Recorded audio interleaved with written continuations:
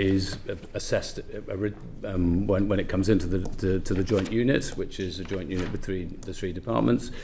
We keep all of the licences, the extant licences, under review all the time. There's been a review again this summer of some of them. Some licences have expired, including some of the ones that were suspended last September, and I know that there are some people who would say that we should put more things on the controlled list.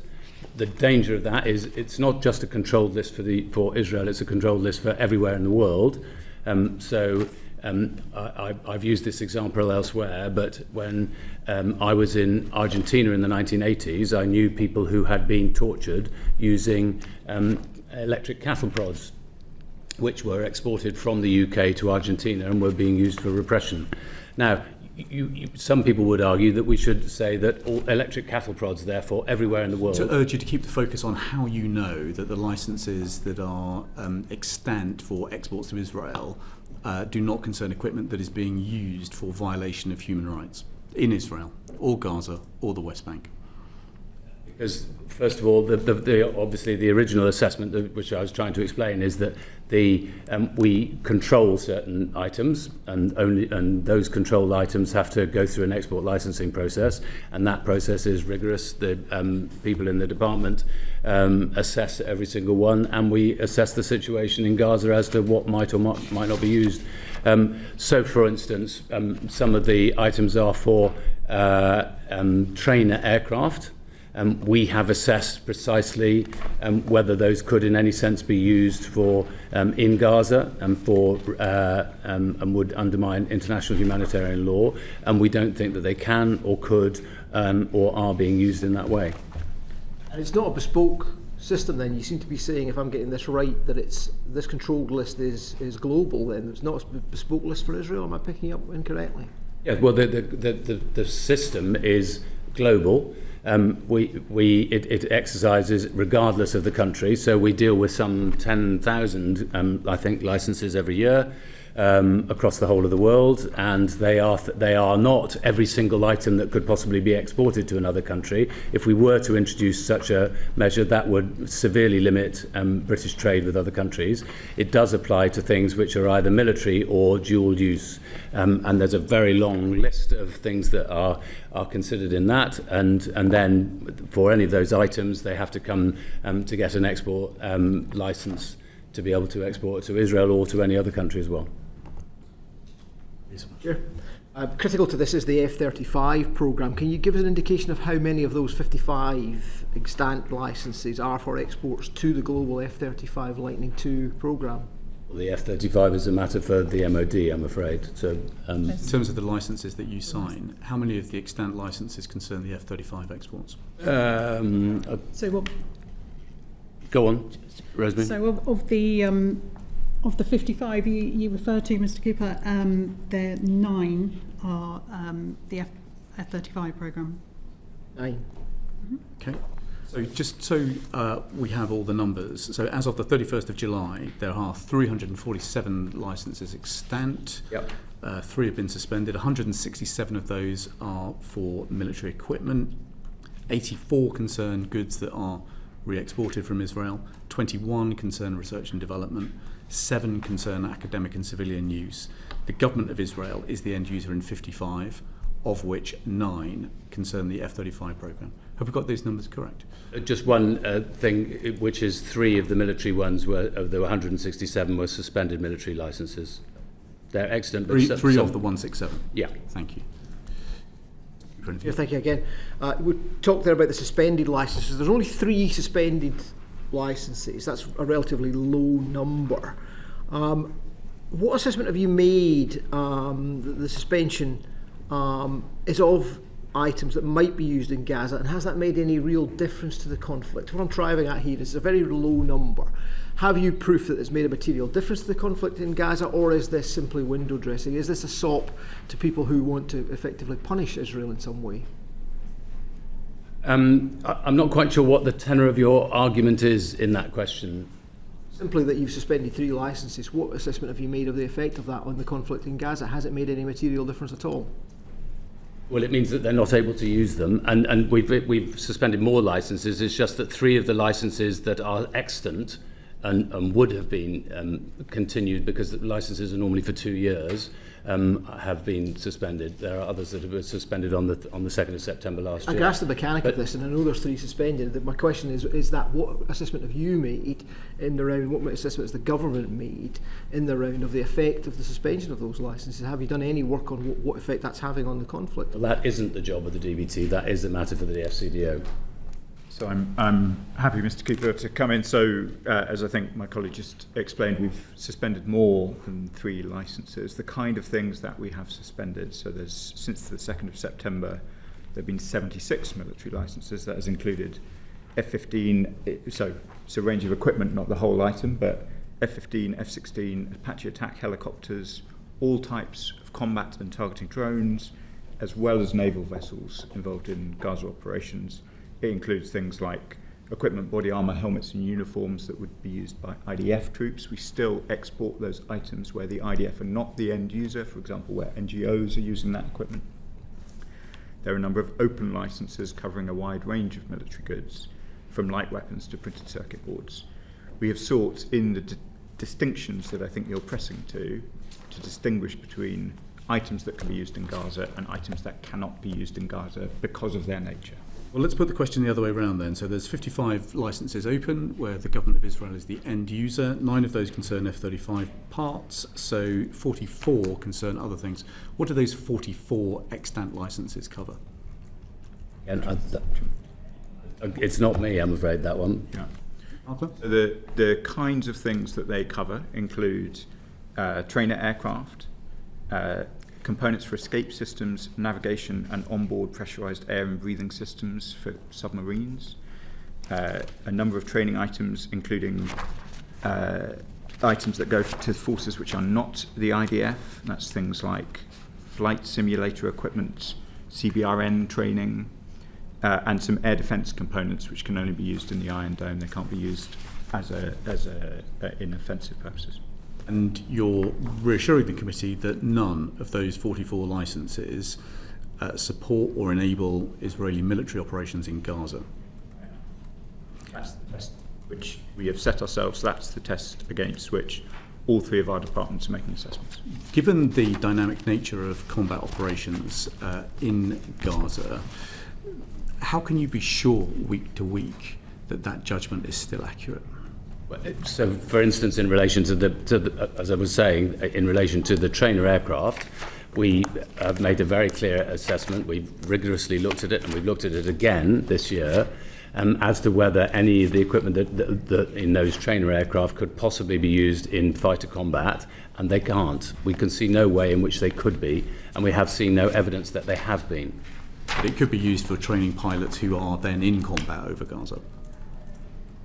But it's a perfectly legitimate question, which I've asked myself, but the assessment is that the training of an aircraft pilot on such equipment would take so long that they wouldn't be the people who would now be working, that would be engaged in fighter combat in Gaza.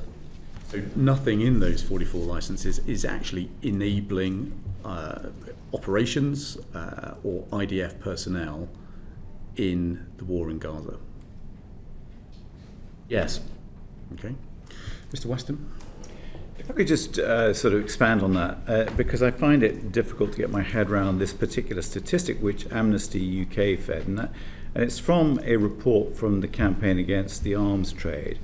They calculated that the UK approved licences for £128 million worth of military equipment to Israel in single-use licences between October to December last year, 2024, which CAT notes is larger than for the whole of the 2020 to 2023 period. That's a 3-4 year period. Is that just a coincidence, or are those supplies, those exports, those military exports, they surely must be used in war? Well, sorry, if I might. I think there's a confusion here. As you know, in the export control set of arrangements that we have in the UK, there are 2 categories of things that have to be subject to an export control license. The first is military, and the second is dual use. For a military covers a very wide range of things that could be used but may not be used in a lethal context at all. So I think sometimes people are conflating this. As I say, for instance, the use of some of the licenses relate to parts for submarines. The judgment we have made, the assessment we have made, is that that is not being used in any sense, in any way, in relation to Gaza. But it is a striking statistic, isn't it? £128 million worth of exports for military equipment in a 3-month period, which is greater than a 3.5-year period that preceded it. I might, Mr. Weston, there is 84 licenses which we have authorised on the basis that they are for re-export to a third country. So in a period of international uncertainty, it is obviously the case that there will be some components from the UK going to Israel which will end up in a third country. I think Israel's expertise in drones, for example, is well known. It is likely that lots of that re-export will be to our allies, and we have not sought to restrict a component from Israel leaving and going to Ukraine or somewhere else. We do take action where we think it will end up in Gaza. So there's 50% of the extant licenses are for re-export and third country, and we take quite a thorough approach compared to many of our comparator countries on ensure we are focusing on final destination rather than simply the country we're trading to. Mr. Bryant, is it possible to have a breakdown of what that 128 million might be? Not now, obviously, but subsequently to the committee. Well, in the broadest possible sense, yes, it is. I mean, I want to be as open as I possibly can in the information that we give to the committee. There do have to be some parameters around that in terms of the commercial sensitivity of the individual companies and in relation to the security of the individual companies. So within those parameters, I'm happy to be as open as is possible. That would be very, but I should just to correct that, or not correct, but to add to the points that Mr. Faulkner was saying. He's absolutely right in saying that 50% of that figure is not ending up in Israel. It's going elsewhere afterwards. Roughly, somewhat less than a third ends up in Israel and with the Israeli government. So the tempo of assessments about whether the equipment that we're licensing is used in Gaza looks like what? Is that a weekly assessment, monthly, every so often when you get around to it? How often do these assessments take place given the dynamism of what is happening on the ground? I think it might be best if we went to Rosemary, who is most directly engaged in that. So, Chair, there is regular assessment. The important thing to start from... We know there's regular. We're trying to work out how regular. Well, of the licences are kept under continual review, and we have continued to keep the excellent licences under review, and that's particularly when we have new information that comes to light. So relevant licences can be revisited, we can review them. We have suspended further licences in that time. And sorry, I should just make one other correction of what I said to Mr. Weston earlier. Of course, the numbers that he's referring to are the maximum value that will be allowed under the licence. It's not necessarily the amount that actually ends up going out under the licence, so, which may be considerably smaller. I'm not still clear quite how frequently these reviews take place. So once you have got your feet slightly further under the table... No, so I'm happy to answer. Most licenses last for roughly 2 years, so there is an end date to every license, and there has to be a process of reapplication. That's why some of the licenses that I was referring to earlier, which have been suspended, are still extant, if you see what I mean, but they will come to an end. I'm just conscious that this descent into barbarism continues to plumb new depths each week, and so I'm interested in how often you're asking your officials to look again at what equipment the Israeli Defence Force is using, just to make sure that we are not complicit in what is going on in Gaza. And there has been a moment that we've been able to do that in this last week again, because inevitably a new set of ministers are asking a set of questions again about, are you absolutely certain about these particular licences? Mr. Falconer, you wanted to come in there? I was just going to say, Chair, that I think it's important to distinguish between two sets of assessments. One is licence by licence, as the three departments do their work. And the other one is the international humanitarian law assessments that the Foreign Office is responsible for, which we do on a roughly 6 to 8 week rolling basis. that does mean that we are inevitably basing our assessments on the past. I'm very conscious, as you are, of the developments even over the summer that we've seen in Gaza. We are currently considering the latest IHL assessment. Well, more properly, the Foreign Secretary will shortly consider the IHL assessment, which will take us up to the end of June. Are you happy that when those reviews are published, and the last, 5 or 6 have concluded that Israel is not in compliance with IHL, are you happy when each assessment is published, there is an exercise in DBT which basically checks the 55 licences to see whether they should be cancelled? I am satisfied that the 3 departments do review that very carefully, and that with each assessment we make sure that is cascaded through the system. I may not. Yes, just following. And sorry, if I might, just before moving on, the other thing I think is important is that it has to be proportionate to the kind of licence that it is. There are licences where clearly the area might be more ambiguous, and those should receive more frequent and regular reassessment. But there are others which are, for instance, they are still controlled goods, but they're going to, for instance, to journalists and others, where I think that well, I'm more concerned about the to 55 end-user licences where the government of Israel is the end user. Yeah, no, I understand that, but we have to consider all of those, because these might move between one and another. Yeah, thank you. What burden of proof is on the government of Israel to demonstrate that it is re-exporting those products as opposed to using them in Gaza? So the point of the case-by-case licensing process is that all of that is managed before it leaves the UK. Once an item leaves the UK... There's no burden of proof on Israel to demonstrate that they have actually done what they said they would do and export it. Once an item leaves the UK doesn't have control over it, which is the point of the very, very intensive assessment of the case-by-case licensing system, based on extensive information from FCDO and MOD, which is the point of the joint unit. So we just take it on good faith? We don't take it on good faith. We take it on very, very careful assessment and information done by experts in post. And, why wouldn't you be asking for export proof from Israel that if they are importing these, saying they'll export it again, they demonstrate that? Because our relationship is with the exporter. And if there were to be any evidence at any point that wasn't where it was ending up, then that would be a breach of the licence, and then we would be able to revoke. Wouldn't it be prudent and sensible to be insisting on that? No, because the work has to be done before we get to that point. Yeah. I think you're misunderstanding the process that we have. I understand it. Thank you, Chair. My first question is to Minister Falconer. On the 1st of September, the Foreign Secretary, the then Foreign Secretary, sent a letter to the Chair of the International Development Committee and made reference in that letter to the Genocide Convention.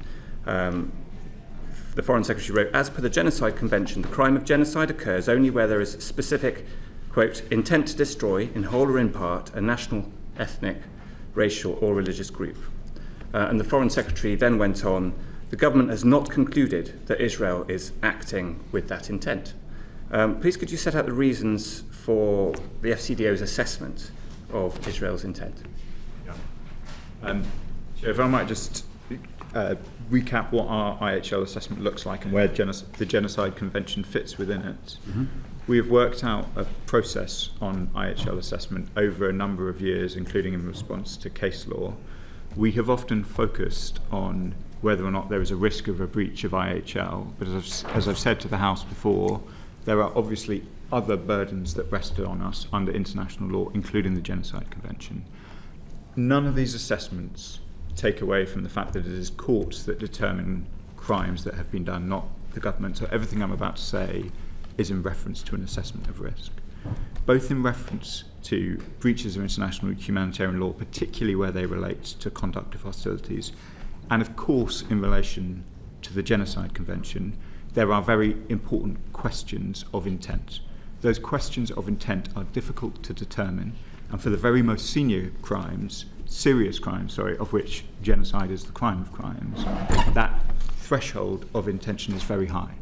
That is the threshold which we ask officials to provide as full advice as possible against the facts before them, And what the former Foreign Secretary was referring to was that exercise. Just before you proceed and before Mr. Ford goes on, that is an argument you've rehearsed before the House on a number of occasions, as has the Foreign Secretary, as has the Prime Minister.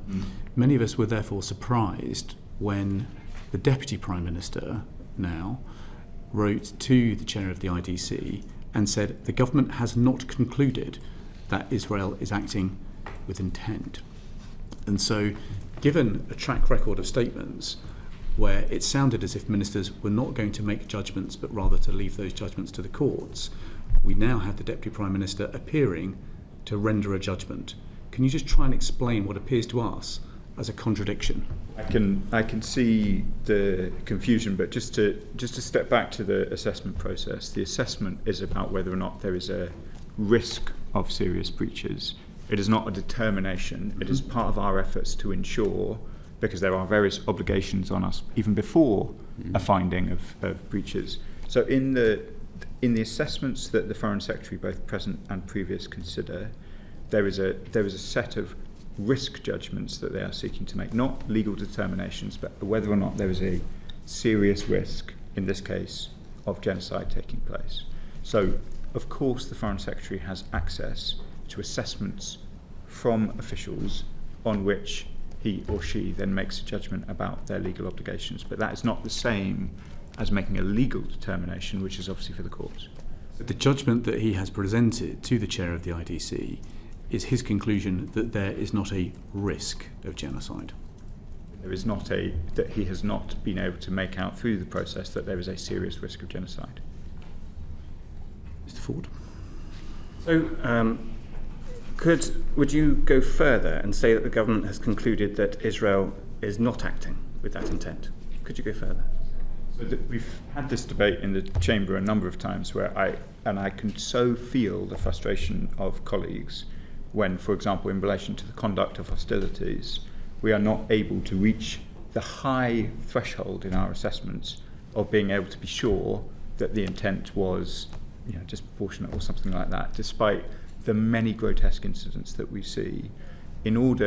Case law is pretty clear that in order to make a determination about whether or not the conduct of hostilities were in line with IHL, there's quite a high evidential bar, which is quite difficult to meet if you are not part of the state in question. So judges have noted that often targeting decisions are done on the basis of intelligence. Intelligence other states are unlikely to have access to. That creates a difficulty for us in assessing intent. Intent is a difficult thing to assess. It exists in the mind of others. There are other things that you can look to. Can I just ask, it exists in the mind of others, it also exists in their statements as well. And of course, from former cabinet ministers of the Israeli state, we've heard phrases like fighting human animals. We know also that the Association of Genocide Scholars has deemed that there is a genocide taking place in Gaza. Do you not feel that it is a responsibility of the British government to make a determination as to whether or not genocide is taking place in Gaza? If you'll forgive me, Chair, I think it is a responsibility of the Foreign Secretary and the whole government to make an assessment of serious risk, not a determination of genocide, that is for courts, but to make an assessment of serious risk. And she and her predecessor do that very seriously on the basis of a assessment process which we put a lot of effort in order to try and make these determinations. You mentioned previous cabinet ministers, indeed current cabinet members of the Israeli government have made statements which I have condemned in the House. There is absolutely no illusion on the part of the British government about the gravity of what is happening in Gaza, but that doesn't take away from us the very solemn obligation to apply ourselves to the legal tests, not to make determinations, but to make assessments of risk. But of course, the problem with that approach of assessments of risk rather than determinations is that the determinations can come so late that the British state will be unable to do anything about it. So, taking point the last time that the UK recognised a genocide as having taken place, the determination around Daesh and the Yazidis, the genocide was said to have taken place 9 years prior to the determination. So surely that leaning only on risk and not seeking to make a determination falls short. I don't think so. I've been the Middle East Minister since we've been the government, and we made a very early determination, which was a very solemn, we made a very early assessment, which was a very solemn assessment, that there was a risk of serious breaches of international humanitarian law in Gaza. Since that point, we have taken a whole range of actions, Mr. Ford, both in relation to suspending the licences that I described earlier, 3 waves of sanctions, restoring support to UNRWA, removing the previous government's objections in relation to the International Criminal Court. And over the coming days, we will make very solemn determinations about our position in relation to the recognition of a state of Palestine. We have done a whole range of things recognising the seriousness of what is before us. That doesn't require a legal determination of any particular international crime. We have already triggered the low bar, or not low bar, it's a very serious bar, but the much lower bar of a risk of a serious breach of international humanitarian law, and myself and other ministers have taken action in response to that. At our previous ministerial evidence session, we explored that the FCDO had reached the conclusion that there was insufficient information to decide in 411 of 413 alleged incidents of breaches of IHL. Do you know what the latest figure is from the IHL compliance assessment process? Well, the latest assessment will be very shortly before the Foreign Secretary. I think the overall point that you make is correct, which is there are a whole range of incidents, many of which I have decried from the dispatch box, on which we are still unable to satisfy ourselves sufficiently of the evidential threshold to be sure that they are breaches of, or risk being breaches of IHL. And you'll have seen the extent to which the very facts of what is happening in Gaza is contested so often by all sides of the conflict. So I would say to the committee, as I've said to the House, that the fact that it is difficult to make those assessments with full confidence does not take away from the overall judgment that we have made. The way I would characterise it is you have a set of questions around the conduct of hostilities, you have a set of questions particularly around aid, because we consider Israel to be the occupying power in Gaza, and IHL is clear on the obligations that then fall, and a set of questions around detainees. The questions about aid and detainees are easier to answer because they require less insight into the minds of those making decisions. And because those are clear elements of IHL where we can more easily satisfy ourselves that there is a serious risk that Israel is in breach of their commitments, that is why we can make an overall determination without seeking to enter in every one of those incidents you describe, into an argument about the facts of the case. An argument which is very difficult for us to conduct from outside of Gaza without international journalists in there. So we have reached a conclusion, a very sober conclusion, about whether or not we can have confidence in Israel's adherence to IHL in the way that I set out through the assessment process. That does not require us to make judgments on each individual incident. Recent reports stated that figures from a classified Israeli database suggest that 5 out of 6 of those Palestinians who have been killed in Gaza were not terrorists but civilians. Do ministers recognise those figures? For the reasons I just set out, I would be loath to try and give a precision which does not exist within the British government about the conduct of hostilities in Gaza. The horror of the scenes before us is obvious to all, and I've decried them repeatedly from the House of Commons. The Spanish government has taken a different view, and the Spanish Prime Minister is prepared to refer to what's going on in Gaza as genocide. When we see our allies starting to shift their position, might the UK follow rather than lead? That we will follow the law as we understand it, including as it's expressed domestically and internationally, and we take these issues very seriously. How the Spanish consider these questions is a matter for them. Okay. Let me just clarify the former Foreign Secretary's letter. He said, as I mentioned, the government has not concluded that Israel is acting with intent. That sentence could be interpreted in 2 ways. If we put the accent on the beginning of that sentence, we could say the government has not concluded. That would imply that there is a process that is still ongoing. We could look at it another way and say the government has not concluded that Israel is acting with intent. A conclusion has been completed and the conclusion has been arrived at. Is this determination still open, or has the government come to a definitive judgment as of now that there is not a serious risk of genocide? Chairman, there is, as I say, another assessment before the Foreign Secretary now. There will be another one And that will include not just IHL breach, that will include a risk of genocide. That will make an assessment against the tests of the Genocide Convention, yes. So there is a fresh test which is about to report to the House. Yes, if by fresh test you mean, it is that the previous assessment also considered these questions, so it's not, I wouldn't want to give the committee the impression a new element of the assessment has been introduced for the new Foreign Secretary. There'll be a fresh assessment, as in every assessment has to look at the facts as they are on that day. It doesn't draw the conclusion from the last assessment simply because that was the last assessment. Yeah. Given what the ICJ and others have said, many in the House and on this committee will be surprised that the former Foreign Secretary arrived at a judgment that there is not a serious risk of genocide.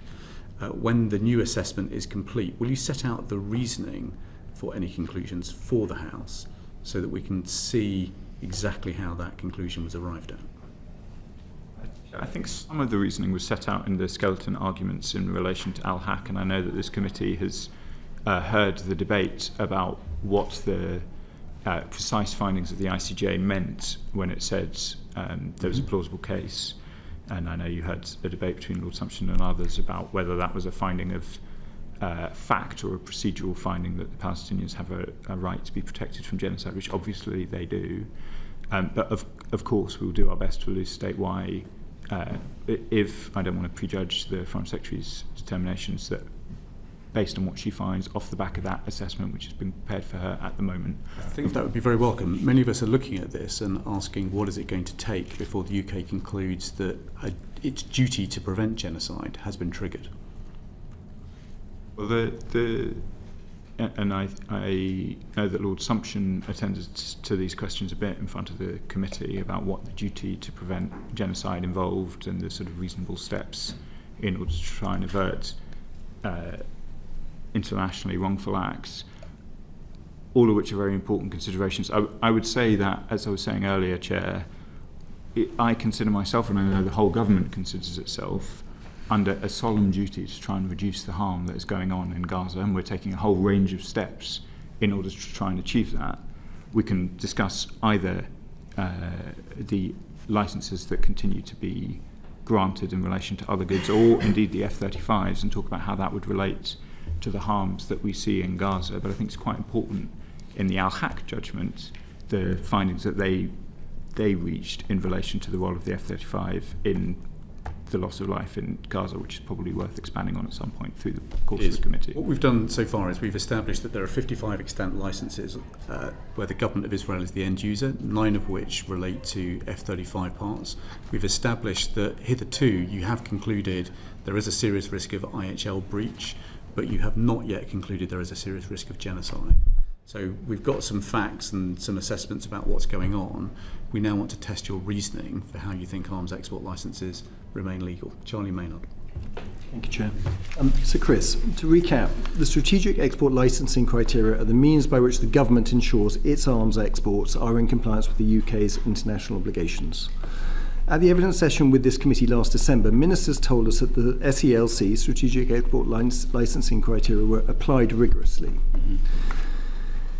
However, we now know from the judicial proceedings that the government has exempted its own criteria, these SELC, in its entirety in the context of the F-35 carve-out. This also includes exempting consideration of our obligations under the Arms Trade Treaty. Why have we done this? So Chris is the Minister of State for the Department of Business and Trade, so I'd quite like him to answer because he is responsible. He's responsible for the SELC and I'm responsible for the Arms Trade Treaty, so I'd probably take issue with your question in relation to the Arms Trade Treaty. But okay, we'll come to you, but if Sir Chris could go first, please. Sorry, because of that exchange, I'm not quite sure. What are you asking? So why has the government exempted its entire criteria for arms controls in relation when to considering F-35. the F-35 carve-out?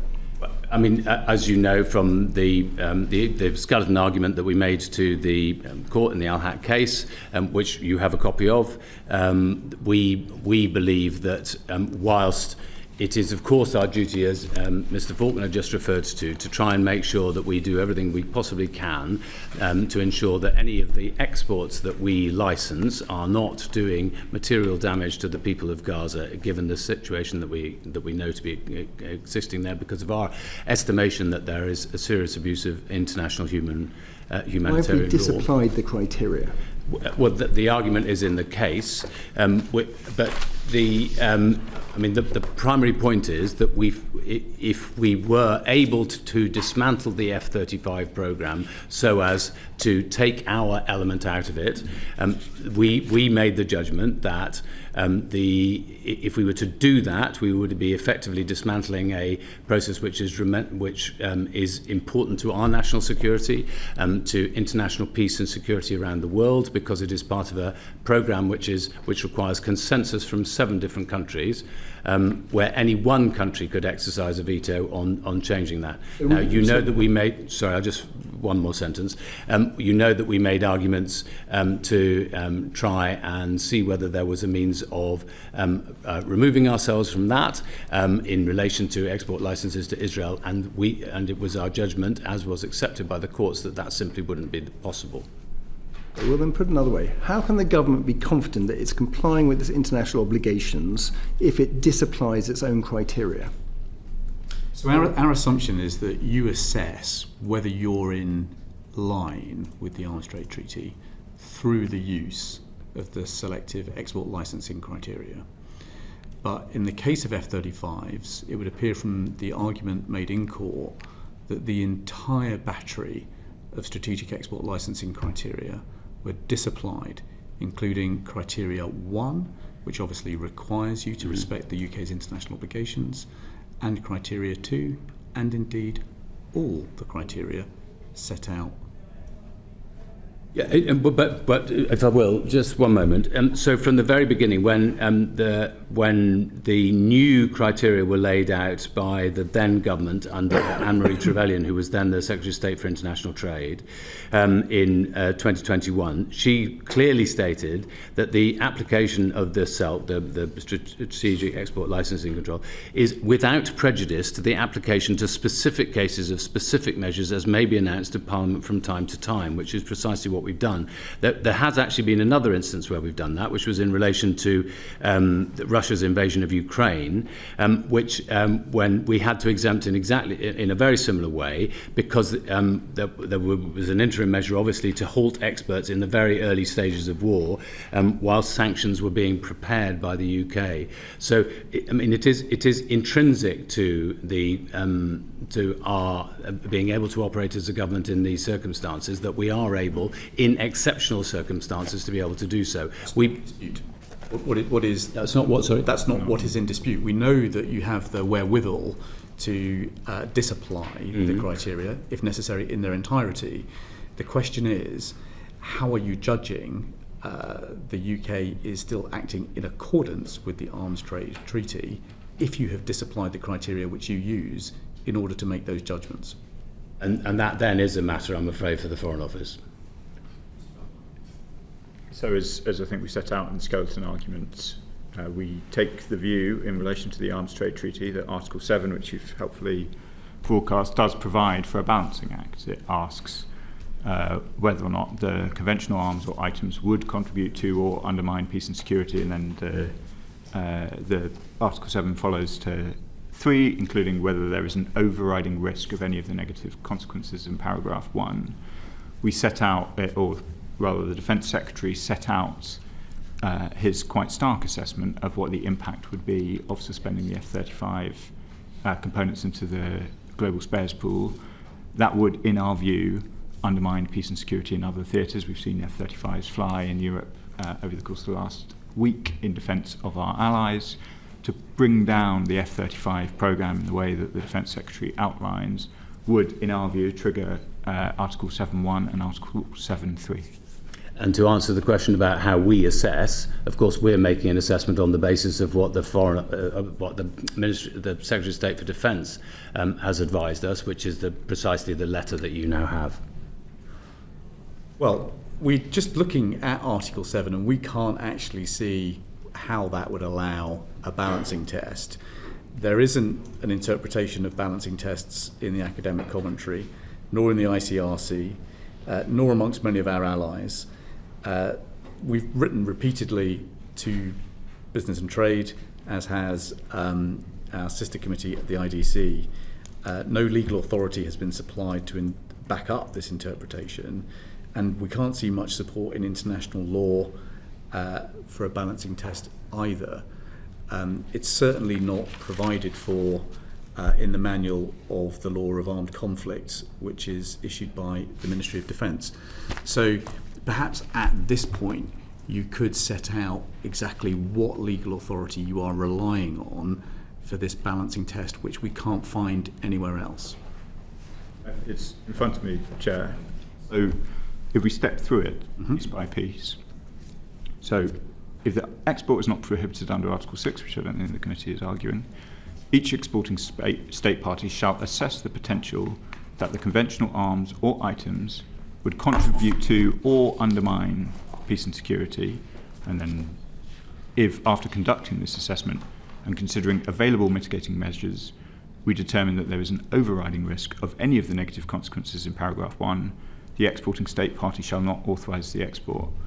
That seems to me a relatively straightforward, in the normal reading of it, opportunity to, is it going to contribute or undermine peace and security? We have on one hand the potential involvement of it within the conflict in Gaza, where I think it's worth saying that the judge, the two judges in fact, when considering it, said the grave risk to life in the ongoing military operations in the Gaza Strip is not created by the F-35 carve-out and would not be removed by the suspension of the export from the UK of F-35 parts into the F-35 programme.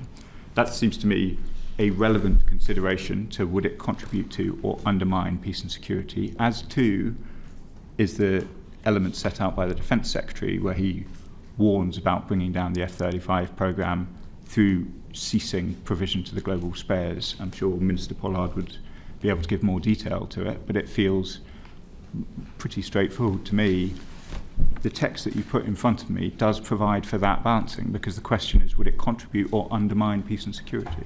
The Arms Trade Treaty in its entirety is pretty clear. It's not presenting balancing tests, it's presenting absolutes.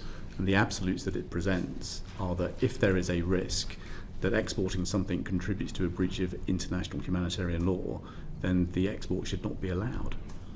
Is it not quite clear even from that text that it's saying, I mean, both the text in itself, but Article 7 is clear that this is not an absolute article, because it's saying if the export is not prohibited under Article 6. So I read from that. But it's also saying if the item could be used to commit or facilitate a serious violation of international humanitarian law, the exporting state party, i.e. you, shall not authorise the export.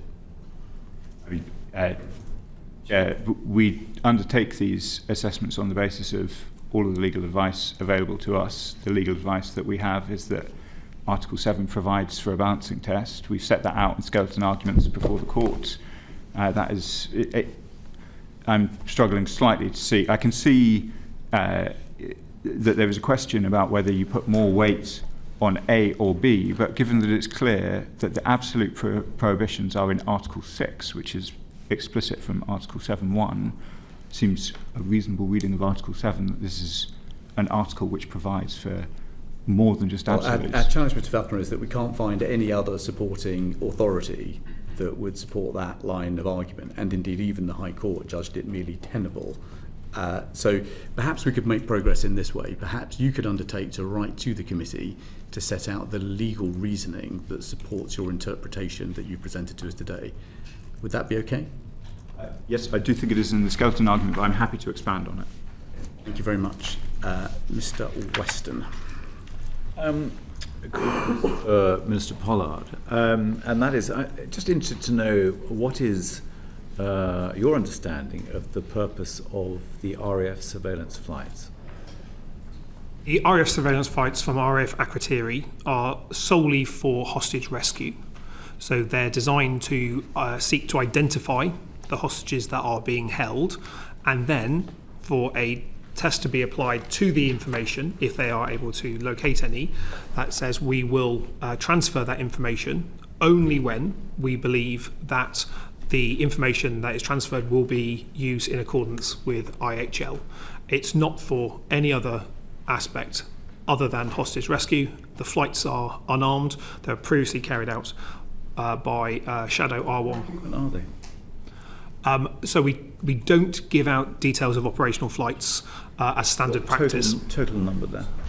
I would need to check the total number, and I can come back to the committee if that's appropriate to release that information. As standard practice, we don't often reveal the flights or the frequency of flights. As these are unarmed aircraft, many of them will squawk and can be picked up on open source. So even though the MOD may not reveal them, there may be alternative methods that the committee can find the answer. These flights are identifying the locations of hostages? They're seeking to do that, yes. Okay. Just keen, really, whether your department can confirm whether Israel's been using the F-35 in Gaza. So use of that would be a matter for the FCDO to assess.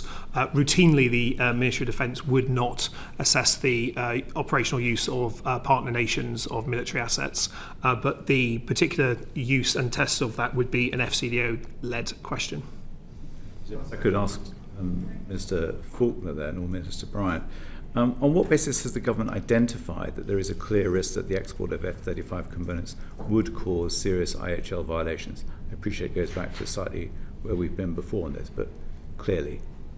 If I might just say a little bit about the likely use of F-35s. So F-35 is, I think, makes up 40 of the 300 combat aircraft available to the Israelis. What I'm about to say is supposition rather than the hard fact. It is not obvious for the, we are not notified about the use of F-35 by Israel, and there certainly is at least one occasion where we know that F-35 aircraft was used in a strike, which is in July 2024. In Gaza? In Gaza, against Mohammed Deif. It is likely, we would suppose, that the F-35, as Israel's only fifth-generation combat aircraft, is used much more often for other tasks where the air defence, being able to conceal yourself from another state, is more likely to be required. Like so Qatar? For example, Qatar. So we would not think it is likely to be a very routine part of the strikes in Gaza, which come across our screen so often. Experts tell us that it's really not the most appropriate vehicle of force for use in Gaza, that the F-15 is more appropriate. So why do we think it should be permissible for them to use it anyway? Sorry, I'm not sure I followed the end of the question. So experts tell us that the F-35 is not actually the most appropriate vehicle of force in the aerospace to be using for this kind of conflict. That the F-15 is a far better vehicle. So why are we even allowing the F-35? I.e., we've talked about the permissions, the trade permissions, because it's actually not the most appropriate. We wouldn't want it to be using. Yeah, I mean, just to be clear, we have suspended a whole series of export licenses for F-15s, Apache helicopters, drones. In the assessments that we do, the most regular sort of use of or military equipment being used that is most often associated with strikes of real concern. Sometimes it's artillery, often it's drones, sometimes it will be an airstrike, but in some of the instances that will immediately come to mind, including the strikes on a hospital, it will not be necessarily combat aircraft that are involved. Where those combat aircraft are not F-35, then they have been suspended. The reason why we have not suspended F-35 is not because we think conceptually it cannot be used in Gaza. As I say, in July 2024, it does appear to have been used in Gaza. It is because of the wider issues that we described in the debate about Article 7. I understand that. It just seems that it's almost like an academic argument, given that it shouldn't. There's no need to be using it, I guess, is my simple point. If you say, Mr. Faulkner, that it has been used, and you gave a date when you believe it was used, what is the likelihood, what are the chances of being used again in Gaza? So I want to be clear, Mr. Weston, that it is very difficult for us to determine, given all of the things that have been said so far, exactly what weaponry has been used when in Gaza. The lack of international journalists, all of the obvious reasons that would make those determinations difficult. I suspect that the F-35 is not used regularly. The strike in July 2024, I think the Israelis believed was against a particularly high-value target senior in the leadership of Hamas. So it may be that it has been used on other occasions for similar such strikes. We would be surprised if it were being used with any great regularity, but it's difficult to give the committee very precise answers on that, given the constraints about the information available. It could be used in the West Bank. It in theory could be used in the West Bank. I'm not aware of any reporting of in the West Bank recently that could be similar to this sort of signature of an F-35 strike in the way that we've seen in other places, but I can double check that point and come back to you. And just to be absolutely clear, Mr. Weston, we have rejected and ceased licences where people have sought to export other equipment for other airplanes, which we were fairly clear would and could and in all likelihood would be used in Gaza. And the only difference about the F-35 is the way that the whole system is constructed. Mr. Pollard, just come back to you. Do you have an estimate for the number of sorties that have been undertaken by F-35? And what information does the government have on targeting and the ordnance used by the Israeli F-35? We don't routinely collect information on the activities of Israeli planes, and so we don't have a lot of that information that I'm afraid I can share. So with the surveillance flights, we don't actually keep data, we don't record anything about any of the amount of destruction of any part of Gaza during those flights? Oh, so if we're looking at the activities of the hostage search flights, that's solely for the intention of locating hostages, so that all the activities of those flights are based on hostage location to assist in the search and rescue for those hostages, and so that's their primary and only tasking. We don't ask them to look at additional activities. Their sole tasking is on hostage rescue. So, but may not ask them specifically to do that, but in terms of the information recorded, and I'm not familiar with how RAF surveillance flights work, but I can imagine that they are recording data of an urban landscape across Gaza as they are flying, and then from that data you would be able to ascertain the amount of damage and the type of ordnance that may be used. It would not be normal for me the flights are solely there for hostage rescue. So their intention is to use the technologies and capabilities to look at that. As a result, we don't look at beyond those activities. And it'd be hard for me to give out further details due to operational security. I understand, but in the absence of any journalists, any media being allowed in Gaza, even media reporters aren't allowed to film when they're dropping humanitarian aid into Gaza. So there's a complete absence of information.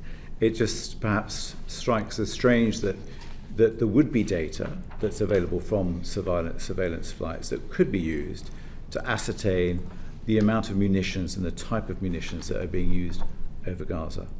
That's not the purpose of those flights. It's not the purpose, it's just whether we as a government, through the RAF, have that data. Whether the data would be held in such a format that it would be able to identify that, because effectively, instead of, without going into too much detail, instead of looking at the landscape, the geographies, it's trying to detect information that would pinpoint a location of individual hostages. So in respect, the tasking of the aircraft would be a different set of tasking than you are suggesting might be available in the data. Okay. Is that something you could ask the RAF to do? It would not normally be a thing that we would look at in relation specifically to this, because the tasking and our entire mission out of RAF Akrotiri is solely for hostage search and rescue.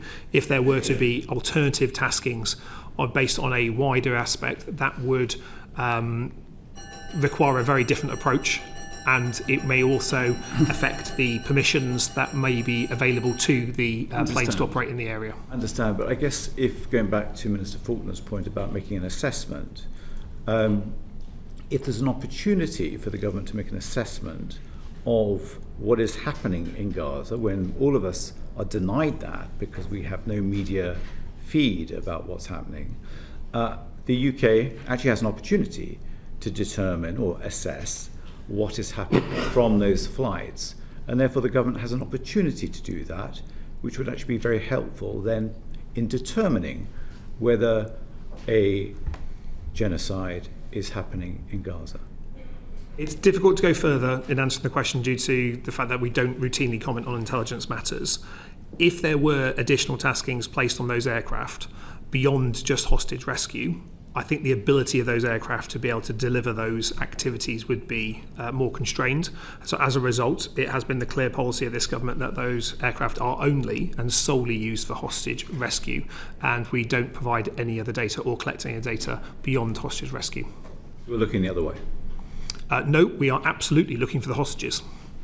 That's the sole purpose of those flights. That is the mission that they've been tasked with, to try and locate the hostages that are continuing to be held in Hamas captivity. That's their job. That's the sole purpose, and all the capabilities that the aircraft may possess are tasked with that in mind. And if I may... So you are not supplying what you find to Mr. Falconer's IHL compliance cell? If the Foreign Office would want to know about hostage rescue data, then there'd be a conversation that would take place. But as the aircraft is solely focused on hostage rescue, using the capabilities for hostage rescue, that may not necessarily be of interest to other government departments unless it's around hostage rescue, which is what the data is there for. Foreign Office ever asked the Ministry of Defence whether it can collect data to help it assess whether IHL breaches are unfolding? I'm not aware of that, but I would need to check the wider conversations. Could you write to us on that? I Yes, think it would be useful to know useful. specifically whether the government could do that and when it would choose to do that. I'm happy coming back to you on that, but just to reinforce, the ability of the RAF aircraft or the contracted aircraft to operate is entirely reliant on the permissions given by nations in the area. If the tasking of those aircraft were to go beyond hostage rescue, I think that would change potentially the calculations around some of those, which would, I think, actually defeat the purpose that you're arguing for in relation to that. Mr. Maynard. Thank you. Thank you, Chair. Going back to the F-35's use in Gaza, I mean, bluntly, I feel the government is being willfully ignorant, because the Israeli Air Force itself has tweeted that since October 2023, the service F-35s have flown more than 15,000 operational flight hours, taking part in thousands of sorties in all theatres. So I don't understand how you can sit there and say the F-35 is not involved in Gaza when the Israeli Air Force is saying how many hours it's done. With respect, Mr. Maynard, in the year that I've been the Minister, Israel has flown aircraft in lots of different places. A sortie is not the same as a strike, and it was to be expected of 40 aircraft that there's quite a lot done. The question that the committee has rightly asked is what level of fidelity do we have about F-35 flights into Gaza? And I've given you my... I go back to willful ignorance. So to that point, we have planes going over there. Yeah, we can see bombs being dropped.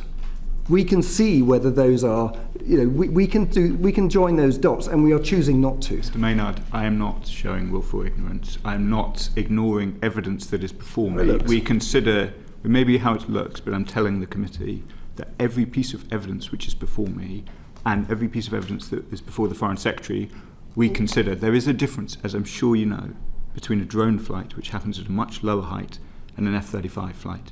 You cannot tell from a drone necessarily that there is an F-35 above you unless it strikes beneath you. Here for all of the questions of the committee, but I would prefer not to be told that I'm turning a blind eye to things when I'm telling you that's not what I'm doing. Okay, my question has been answered, thank you. Okay.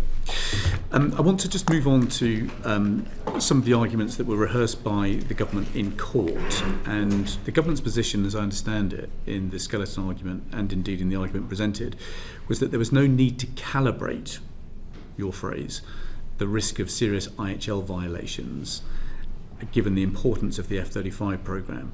And so the implication of that is that there is no IHL breach that could potentially be so serious that it would result in a different decision on F-35 exports. Is that the case? It'd be helpful. Sorry, the use of calibrate is a. This was a phrase that was used in court, and the judge, in summarising the government's position, concluded that the government was in effect arguing that it had no need to calibrate the different kind of IHL breaches that it was concerned about, in essence because there was no IHL breach that was going to be so serious or could be so serious that we would stop exporting parts for F-35s. So is that the case? Right. Chair, without prejudice to the arguments that we made in court, because it's quite difficult for me to zone in on exactly which part of the skeleton argument or the judgment that you're referring to, but I would say 187 of the judgment.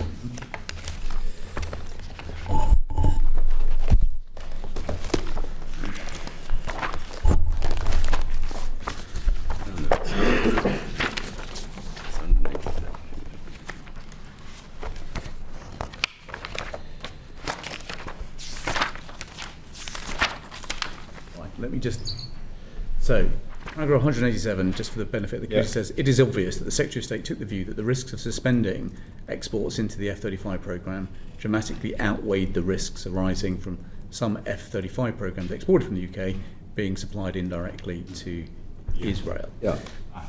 We accept that it was not irrational for the Secretary of State to take the view that a calibration exercise would not have been capable of so dramatically increasing the weight the Secretary of State would have given to the risks of export as to override the consequences of suspension. So the implication of that is that there is no IHL breach so serious that the government would decide enough is enough, we're stopping F-35 exports tomorrow. That was not quite what I took from that section of the judgment. I think that I'm careful to summarise judges, but my reading of that section was that the judges, having satisfied themselves on the factual position as it currently is, I quoted, I think it's paragraph 164, where they say the grave risk of life in the ongoing military operations is not created by the carve-out and would not be removed by the suspension. I took 187 in that context to mean, with the grave risks to the F-35 programme presented in closed and in the Defence Secretary's argument, weighed against the fact that removing the carve-out would not remove the grave risk to life of the ongoing military operations in the Gaza Strip, that the calibration of those two set of facts meant that the Secretary of State was reasonable not to overly labour on that question in calibration because it was so obvious. That is not to say, I think, Chair, that we make these assessments regularly. We do so with full knowledge of the very serious tests that fall on us from international law, from a whole range of treaties and instruments, including the Genocide Convention. Clearly, if we reach different assessments, then I think questions like this would feel very different indeed. But I read 187 as being recognising ending the carve-out is not going to end the violence in Gaza, and there are very significant implications for Britain's national security and that of our allies a balancing test was not required, a calibration was not required beyond the one that was provided. And if I might, the only other point to make is, of course, that the court is not deciding whether the decision was right or wrong. It's deciding whether the decision that was made by government was made lawfully. And of course, it decided that our processes were thorough and lawful. I think it really concluded that it couldn't judge adherence to an international treaty.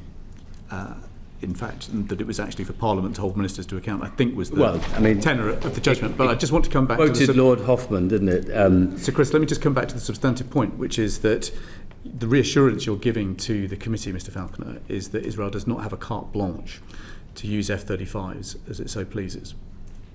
Well, the reassurance I'm giving the committee is we will review the whole spectrum of IHL, including the Genocide Convention, on a regular basis. The Foreign Secretary takes that responsibility very seriously, and what decisions might flow from those assessments clearly remain open. So you've admitted to the committee that there is in effect a line, and that Israel hasn't yet crossed the line.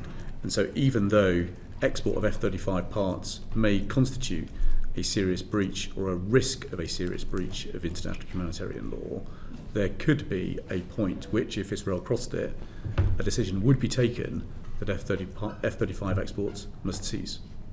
I'm reluctant to agree that there is a red line in the way that you characterise, not because clearly a finding under the Genocide Convention of a serious risk is a very, very solemn finding indeed. The questions that would then flow for the government, I think, was set out in Lord Sumption's evidence. Are there things that can reasonably be done by the British government in order to try and prevent that? Those would be the questions that would flow to us under those circumstances. The reasons why I'm slightly reluctant to accept that those are the considerations of a future time and these are the considerations of today is because it would be to undermine the solemnness of the decisions that we took in September and have taken since. There is no ambiguity in my mind about how grave the circumstances are in Gaza. I am doing everything that I can in order to try and bring about the objectives of this government, which are an immediate ceasefire, aid getting in, hostages being released, no future for Hamas and a two-state solution. I wouldn't want to give the committee the impression that I or anyone else in the government is waiting for some further thing to be triggered before we really seriously get busy. Yeah. We are working as hard as we can. Of course, if we do an assessment and we make a further assessment of risk on the most serious of crimes, clearly we would review everything very carefully at that point, but I wouldn't want to give the impression that we haven't started yet. I think what we're trying to be clear about is that we're trying to understand how the government operates the selective export licensing criteria, its obligations under the Arms Trade Treaty and its obligations under the Genocide Convention. Yep. And the implication of the obligations under all three of those systems, you've assured us, does not mean that Israel has a carte blanche to use F-35s in whatever way it likes. More importantly, it doesn't have a carte blanche. Okay, full stop. We've established there's no carte blanche. In which case, then, there must be a line which, if Israel crossed it, the government would take a decision that F-35 exports must cease, no matter the impact on other... Well, so if I could go to... on the question of international law, I think that we have already made a solemn judgment about the risk of breaches of international humanitarian law. There are not that many places to go beyond that. One of them is obviously a serious risk of genocide under the Genocide Convention, in which case we would turn ourselves to the obligations that fall on us under those circumstances. And I'm sure, given the seriousness of that, everything would be on the table. But the test would not, we wait in relation to a variety of things until you've made that assessment of serious risk. You would turn your mind to the question of the Genocide Convention. It is clear what the judges think about the F-35's impact on the conflict in Gaza from paragraph 164. They are clear that if we were to stop the carve-out, it would not stop the violence in Gaza. I consider my primary job as the Minister for the Middle East is to try and stop the violence in Gaza. So it is relevant, clearly, that having gone through all of this evidence, the judgment of the two judges is that stopping the suspension would not make a difference to whether or not violence in Gaza The implication of what you've just said is that if the government came to a conclusion that a duty to prevent genocide had been triggered, then there would be a different kind of behaviour from the government to what we have today, which is a judgment about a risk of breach of the Arms Trade Treaty that has allowed you to continue the exports. You're saying if there was a different judgment under the Genocide Convention, different obligations would flow from the government, and presumably exports of F-35 parts would cease. I think so the treaties are not equal. And your obligations under the two treaties are not being equally honoured. So we're honouring all of our obligations to the treaties in the hypothetical situation, which I'm reluctant to get too deeply into. But in this hypothetical situation where a serious risk had been triggered, then there is language both in Article 6 and other treaties which we would need to turn our minds to. And I'm, as for reasons I'm sure you understand, Chair, I'm reluctant to get drawn too much into a hypothetical situation that we are not yet in. All I would say is that clearly this is the crime of crimes, and the British government would take it very seriously were we in that situation where we had made that assessment. And sorry if I might, just one other bit to go back to the judgment of the court. On ground 11, it found that the government had reasonably concluded that there was no realistic possibility of persuading other F-35 partner nations that exports of F-35 parts to Israel should be suspended, and that the UK faced a blunt choice to suspend all exports and accept the defence and diplomatic consequences which would follow, or choose to exercise the carve-out. Now, I can't think of a set of circumstances in which that blunt choice wouldn't change. Even if the government had concluded that its duty to prevent genocide had been triggered? Well, what Minister Faulkner is absolutely right about is, of course, I mean, with the proviso that we have to be very careful about hypothetical sets of circumstances, we will always have to keep in review every single element of our engagement in this space, just as previously we decided to suspend our negotiations towards a free trade agreement with Israel. Given the daily descent into barbarism that we're now witnessing, why is the assessment that you're making on breaches of IHL only going up to the end of June? Why is it so slow? There is a... So I would differentiate between two things. One is that for the purposes of this exercise, which requires real precision, given it is a sort of quasi-judicial process, it does take some time in order to go through the full suite of what we know and pull it into a proper assessment for consideration. That doesn't mean that the British government waits until those assessments have been done. I think the House has heard me comment on events in July, August, etc. in the Chamber. The fact that it takes a little while is, it's a shame, but that is just... I don't think there's a case for speeding it up. So I think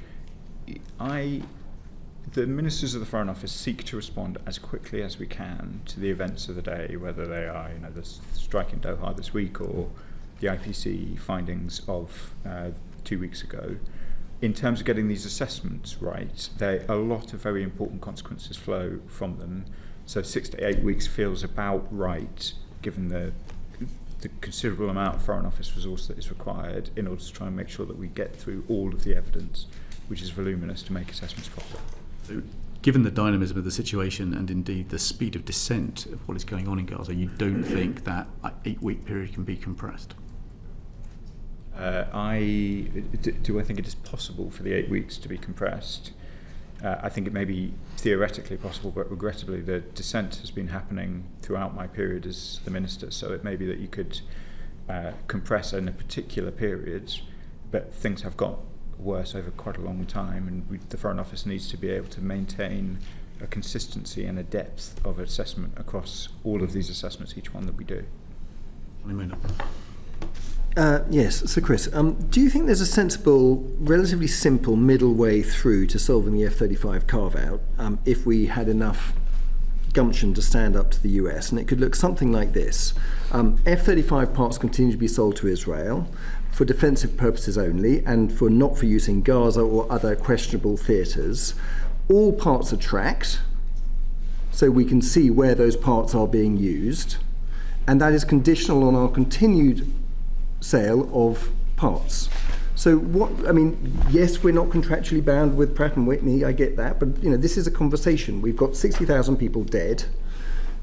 we need to find a way. Why this kind of false argument that the only thing is just a complete stop of all F-35 parts, and that's kind of would compromise the UK, seems to be a real bogus red herring. So what about that simple way through and trying to find a consensual way through with the US, with Israel, to keep Israel to allow to defend itself, but stop using the F-35s in Gaza and elsewhere? Well, it's an intriguing idea, and it's the kind of idea of which, of course, has occurred to lots of people in the department before me, and for that matter to me as well. There are some very significant problems with it. One is tracking is not quite as simple as everybody would suggest. I'm informed. Secondly, Mr. Maynard, you referred to the concept of consensual. Consensus in this circumstance means all the nation states together. The way the F-35, Minister Pollard could speak more to the way that the F-35 is constructed and all the rest of it and the supply chain, but most of it is put together in 3 different countries. Let's talk about the UK, US and Israel. I'm not talking about the rest. We could come up to our own agreement saying the UK government will not allow these parts to be exported, our parts in the UK, never mind what goes on in other countries. Indeed, you have to achieve that consensus, and that is not as easy as anybody would like to suppose, which is one of the things that was talked about in the court judgment. Well, that comes down to determination, doesn't it? But it's not about gumption, I have to say. Really? No. I think people have tried quite hard. It's not it's the way this particular the F-35s are constructed, and the way that the contract is constructed does not make that easy. Now, the diplomatic arrangements are obviously for the Foreign Office, but I don't know whether Minister Pollard wants to answer any specifics about the tracking issue. I think it's worth understanding how the Joint Strike Fighter, originally CF-35 programme, works on a global basis, in the fact that of the 8 original partner nations, of which the UK is one of those, the US being another, agreements on how the F-35 global support system operates has to be taken by consensus, which means all nations in that original 8 have to agree to that position. It is our assessment currently that we would not get consensus on changes to the process. And the way that the system works is that the UK manufacturers making bits of the F-35, and we make approximately 15% of every F-35 on the planet, where there's no alternative sourcing, it is only us that sources into those programs. UK manufacturers who are contracted either from the US government via one of the 2 primes, Pratt & Whitney for the engines or Lockheed Martin for the airframes, we make the bits, or UK manufacturers make the bits, whatever that may be, could be the ejector seat or the rear fuselage. That is then exported into the global supply spares pool, which is either sent to a fulfillment centre to be sent out to a different location to an F-35 user, which could be one of the original 8, or it could be a foreign military sales, or to one of the 3 production lines in the US, Italy or Japan. Luke, as soon as it leaves, we don't track the mechanics, it. We get all this, but there's 60,000 people dead. So we've got, the contracts are very important, I get that, but we do have some leverage, which is we can stop allowing those parts to be exported if we choose as a country, because we have these things called strategic export license criteria. Our judgment is... let me finish, please. So we do have that lever, and we are choosing not to use it because of the contractual obligations. And I think many of us on the committee would say, isn't there a case here, a very, very strong case, to be saying that is not allowed anymore. We will do that, and we play hardball to try and find a sensible, consensual solution. We don't have to hit the nuclear option here. But we can insist and work with those other eight partners to find a way through, and that's something that I think we should be aiming to do. What I would say, Mr. Pollard first, and then Mr. Falconer. What I'd say in response to that is that we continue to have conversations with the partner nations, the original 8, in relation to this. Our assessment remains that there's not the possibility of consensus there, and so I understand where you're coming from, but that is not our assessment that is possible. It's also worth understanding that if we were to not export these parts into the global programme, the entire global programme is then at risk. Which gives us some leverage. Every F-35 on the planet, which also then has a subsequent risk for peace and security. For instance, it was an F-35 from the Netherlands that shot down one of the Russian drones over Poland. So there is an immediate use of F-35 around the world supporting our national security requirements and those of our allies. And that would have an immediate effect on that. Now, I think all our partner nations are aware of this debate because they're having it in their own nations about what is possible. But it remains our position that we do not believe there is the ability to reach a consensus within those original 8 to change that, notwithstanding that I can understand the logic of the argument that's been made. Believe me, that's not lost on us as well. But we do not believe that there is an opportunity to adjust that at this time. Well, let me just test this. So on page 2 of the advice that we have just published, which you supplied to the Secretary of State for Business and Trade, it says that senior MOD officials have engaged with the F-35 Joint Programme Office to understand what options might be available to mitigate the impact of a UK licensing suspension. Sadly, the next paragraph is redacted and summarised with the words, "There are significant obstacles to any changes to the present structure." Given the constraints on us in open session today, could you give us a flavour of what those obstacles are? It would not be appropriate for me to reveal confidential conversations between the partner nations. The gisting of that element that was redacted is correct. It remains our assessment that we would be unable to achieve a consensus on alterations to the way that the global F-35 programme works. We have spent time with lots of supply chain experts. We have spent time with former senior leaders in the Royal Air Force. And I think we are still perplexed as to why it is impossible to not, in effect, ground F-35s in Israel while preserving the F-35 fleet elsewhere. Given the constraints on you, in terms of the evidence you can present today, could you look again at how you could explain to us here in Parliament that it is impossible to ground F-35 planes in Israel without grounding the fleet around the world?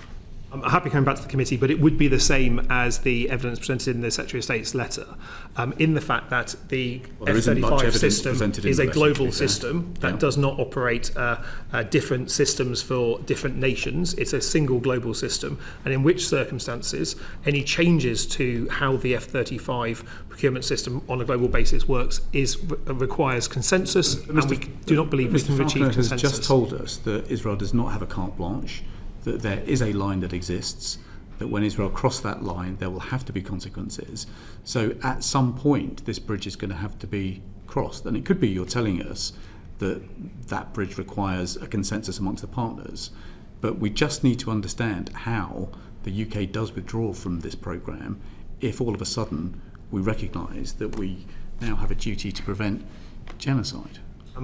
On this second part of just in terms of the characterisation of what I said earlier, clearly, Israel does not have a carte blanche under international humanitarian law, and we've taken, in which case there must be a line, a whole series of steps so far. The question of whether or not should some further higher position of misery be reached where we did find a serious risk of genocide, clearly we would want to review all of our international legal obligations. I was not saying that necessarily F-35 would be one where there would be a change. It is clearly relevant that the judges who have looked at this have said that it would not make a difference to what happens in Gaza. That is not saying clearly we you're not look ruling out an F-35 change. I'm not ruling out any change if we made that determination. But Chair, I can answer your question in terms of withdrawing from the F-35 programme. So it is possible for any nation to withdraw from the F-35 programme. For a nation, when a nation withdraws from the F-35 programme, they are unable to use any of their F-35s again, which means that our carriers would no longer be used. Our F-35Bs from the RAF would not be able to be used. We would not be buying the F-35A for participating in NATO's nuclear mission. That would be the impact on the state-level activities, so we would not be able to use F-35s.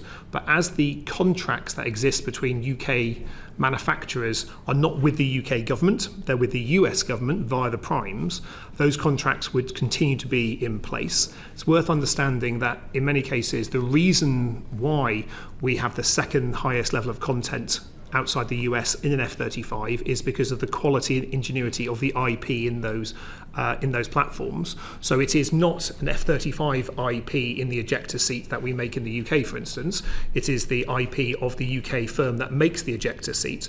At such point, if there's an export restriction on those, the replacement procurement to find alternatives for those would, in our estimate, take a number of years across that, which would then have an immediate impact effectively on the ability of the F-35 production line and the global spares pool to operate in the way that it currently does, which would be a quite considerable impact. So there is theoretically a route where you could do these things, but the impact on our own national security and those of our immediate allies, bear in mind that 12 of the 30 or so NATO members operate F-35, including allies further afield as well, that would be a significant impact and would therefore have a significant impact on UK-US relations in particular, and our ability as a nation to make the case for procuring other platforms with allies, bearing in mind that F-35 in the UK supports 20,000 jobs. That's not to say that we're not alive to the appalling situation that we see in Gaza, but that explains, I hope it explains the approach as to how the F-35 global programme works, but there are options. Mr. Pollard, no one in Parliament can understand why you can't ground F-35s in Israel while keeping the rest of the global fleet flying. And so your advice, just laying out that rationale for Parliament, would be a great service to colleagues. Have you taken that away? Brian Matthew. Thank you. And if I could add on that point, and the partners, as I understand it, are the US, the UK, Italy, the Netherlands, Australia, Canada, and Norway. We get, I think I can broadly say, the you've mentioned under Article 7.1, which would contribute or undermine peace and security.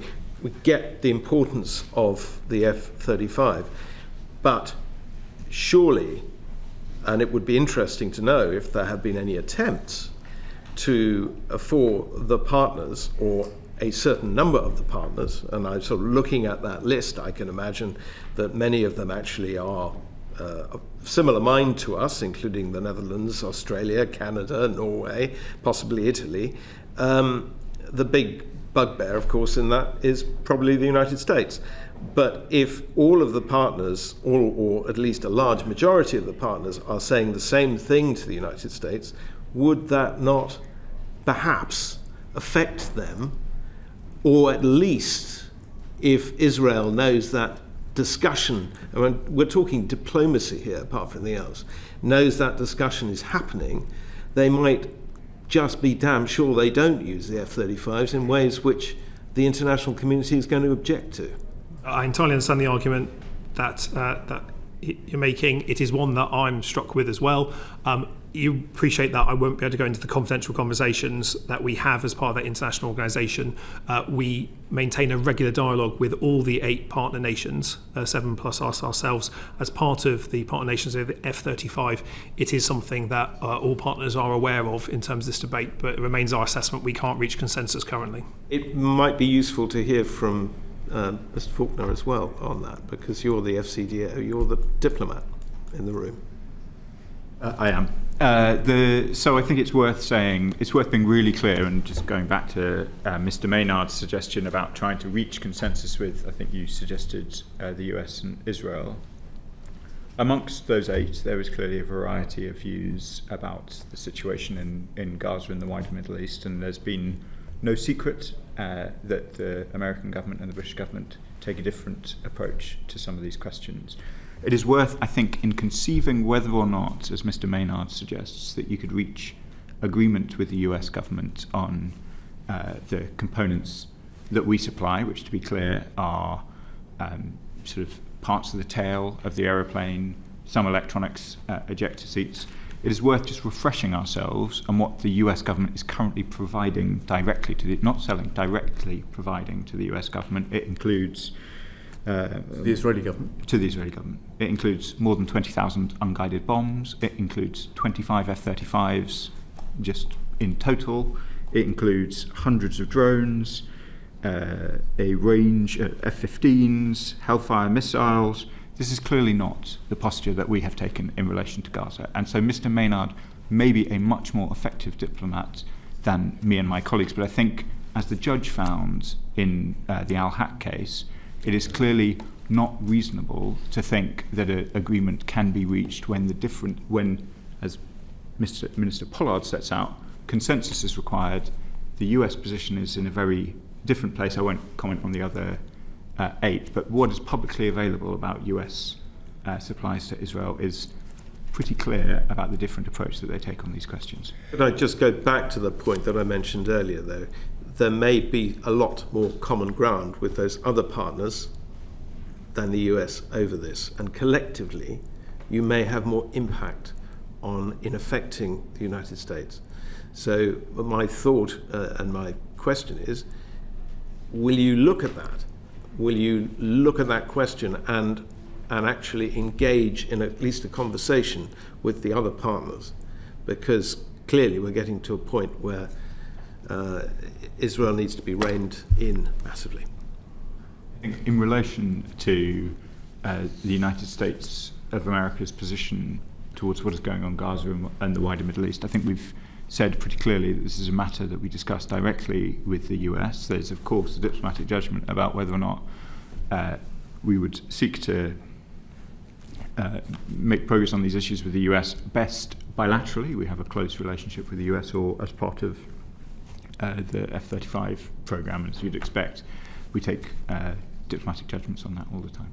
Can I just, sorry, Chair, if I might just, because Mr Maynard suggested something which I didn't hear properly. I think he suggested that one of the things that we might look at is whether we could only allow Israel to have F-35s for defensive operations. I think that's what he was saying.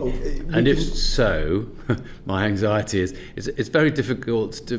That's not the judgment we're making. The judgment we're trying to make is on the deployment. And once something has gone to Israel, it's very difficult to make a differentiation between offensive and defensive operations. I'm going to move us on because I think we've covered that. Sarah Edwards.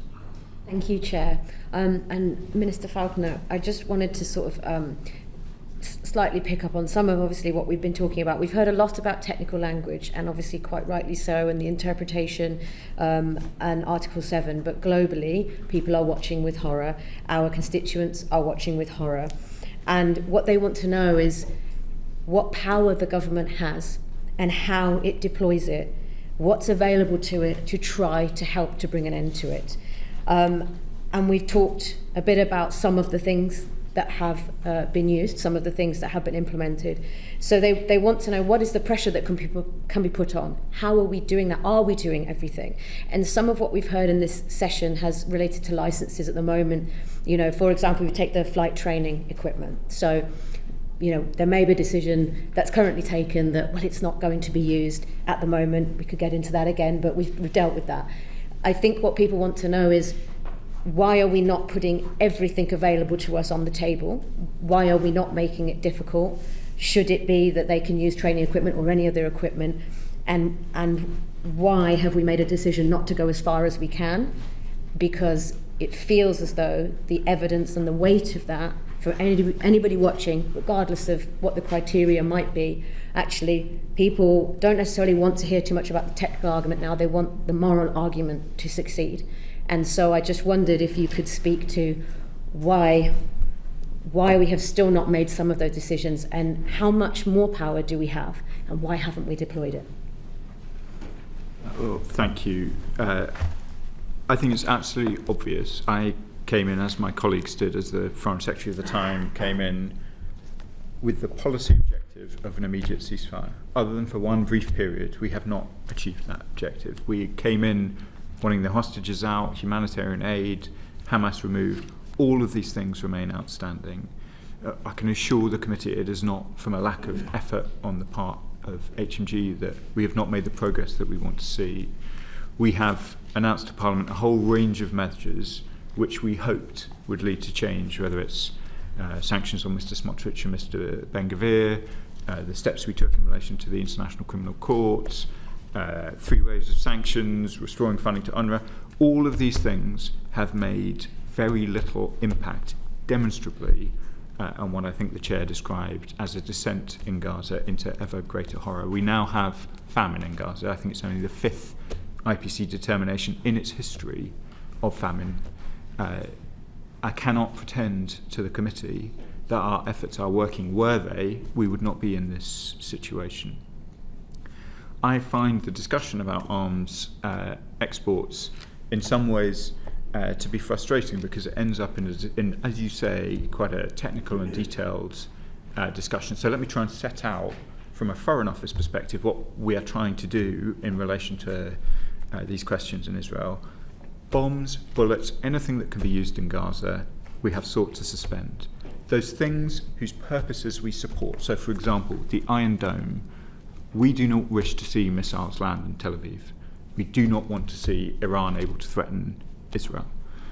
Where there are arms export licenses which support our policy, they continue. Where they do not, in relation to Gaza, and let me just put an asterisk there, they do not.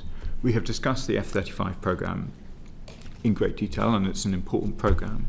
But we have, as I said, suspended F-15, F-16, Apache attack helicopters. The equipment that is used in the assessments I see is used much more regularly to cause harm in Gaza. So I understand why many of my constituents, and I'm sure yours in Tamworth as well, ask questions. Surely we can be doing more. If only there were a lever in the Foreign Office that me, the Foreign Secretary, or somebody else could pull in order to achieve the policy objectives we set out when we came in and which still remain unachieved. We are doing everything that we can. I understand why the committee focuses in the way that it does, whether it's on trainer aircraft or F-35s or body armour which is used by NGOs. But honestly, my assessment is those things are very unlikely to move the Israeli government. If they were likely, when we suspended more arms licenses in one period than had been done in the whole 9 years previously, we would have seen a change in position from the Israelis, and we did not. So we will be coming back, I'm sure, to the whole House on questions of recognition shortly. We've set out the criteria and the timing very clearly. We will be coming back, I'm sure, on a whole range of other very important questions. And as I seek to assure my own constituents, and I would seek to assure yours and those of the committee, we are doing everything we can. There is not a day in which we are not focused on questions in Gaza, whether it's medically evacuating children, trying to get aid in, trying to ensure that we have the broadest possible diplomatic alliance for the things we do. This is a preoccupying concern for me, as I know it is for the Foreign Secretary. And if I might, Chair, thank you for that answer. And so thinking about our partners and the perhaps pressure that we're trying to, and you and others are trying to bring about, what do they feel about the interpretation that we're making on some of these licenses? You know, how, because they may have taken a different view, they may have slightly different processes, but what is their view? And, you know, we take Spain, for example, the Spanish Prime Minister has already come out and made a statement about his views around genocide. And so how are those conversations implementing the direction of travel that the departments are now taking in relation to what do we do next? Because this is the powerlessness that constituents feel when they're rightly concerned, and you have also outlined how concerned you are as well. So from that perspective of pulling together our allies, our partners, what's next? It's a very important question. I think, as the judges note, there are 8 other partners, as Minister Pollard sets out in the F-35 programme. None of them have considered that their continued input into the programme is a breach of their international legal obligations. They are all under the same obligations, both under the Arms Trade Treaty and other international legislation that we are. In terms of how we try and ensure diplomatically that there is the broadest possible coalition for what we do, we have sought, both over the summer and before, to try and use our leadership role to persuade, for example, 27 other countries to make joint statements about humanitarian aid.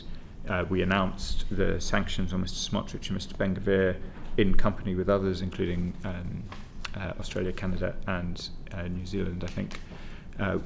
We are trying to play a leadership role, not, and I recognise that when we're going through treaty and law and licenses in the way that we are today, we can give the appearance of being sort of defensive. That's not at all the position. We are trying proactively to lead, and I'll be travelling to New York with the Foreign Secretary for High Level Week at the end of this week, and I expect that we will be seeking to continue to demonstrate that leadership on the international stage there, just as we did in July. Thank you. Matthew? That's pretty much it from me. Yeah. Just turn to the question that now lies ahead of you at the UN General Assembly. Has an assessment now been made that we will recognise the state of Palestine? There was a, Chair, I'm sure you know all this, but the previous Foreign Secretary set out in a statement in July the tests against which an assessment would be made. The Foreign Secretary will provide advice to the Prime Minister. It is the Prime Minister who makes determinations about recognition.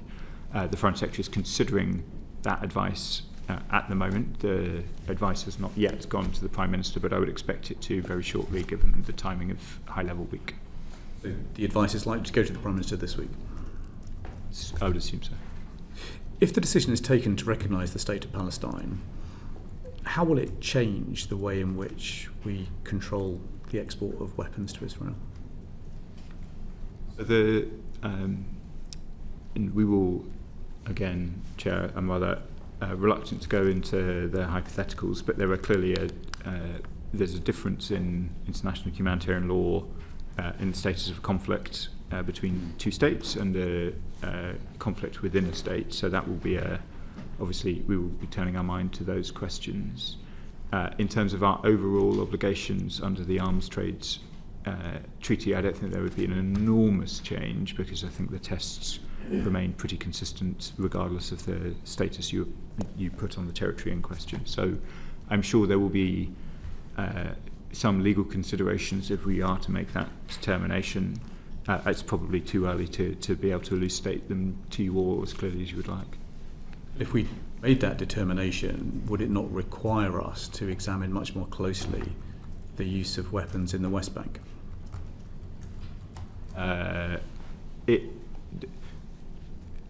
Well, I don't want to prejudge what the Prime Minister might decide. I hope I don't seem evasive, Chair, but if we do make that decision, I recognise that Parliament will rightly be anxious to understand what the legal implications of recognising a Palestinian state are. So given how close it is, I'd prefer to try and address those questions after we've made the determination, if that would be okay. I understand the prohibition on arms exports at the moment relates to arms that may be used in Gaza. Am I right in saying that there are licences for weapons that could still be used in the West Bank?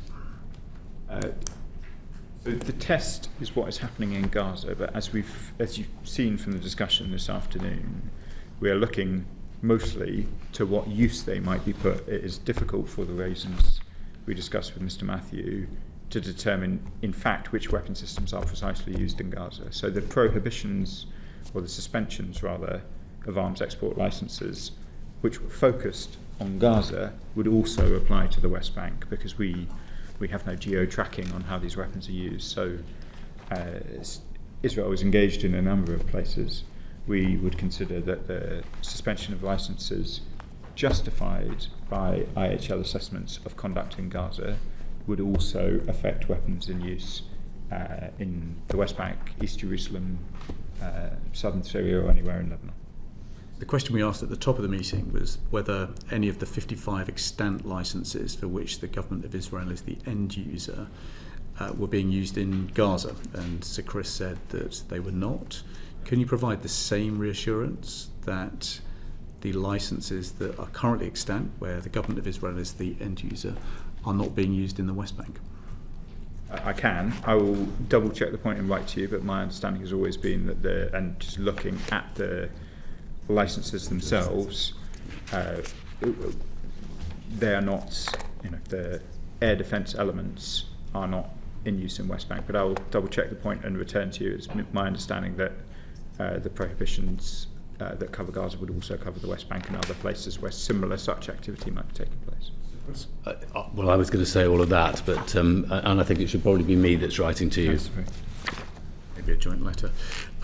Thank you very much. If there's no other questions from the committee... Sorry, if I might just one thing. Please. Following UNGA, if whatever decision is made by everybody, if there are implications directly for us, then I'm very happy to write to the committee and engage with you directly. Thank you. I appreciate that. I think we've established that there is a line that constrains Israeli conduct, and so there may well be further sanctions and controls on weapons exports if there is an assessment that there is a potential risk of genocide and that our duties to prevent genocide are triggered. We've established that there are 55 licences still extant, that the government of Israel is the end user. You've undertaken to write to us with the detail that you can supply about what those licences actually relate to. Mr. Falconer, you've undertaken to share with us in the next IHL assessment a little bit more about your reasoning as to why the government has arrived at a decision that there is not a risk of genocide.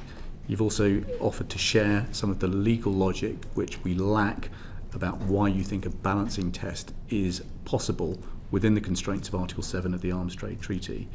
And Mr. Pollard, we're grateful for your reassurance that you'll supply, to the extent that you can, an argument as to why we can't ground F-35s in Israel while keeping the rest of the global fleet flying. This committee, like you ministers, is looking at what is going on in Gaza with utter horror. We wish the hostages could come home soon, but really, the conduct of Mr. Netanyahu's government is simply outrageous, and we should not be complicit in it. Thank you very much indeed for providing us with evidence today and for the background evidence that you have supplied to us last week. That concludes this hearing.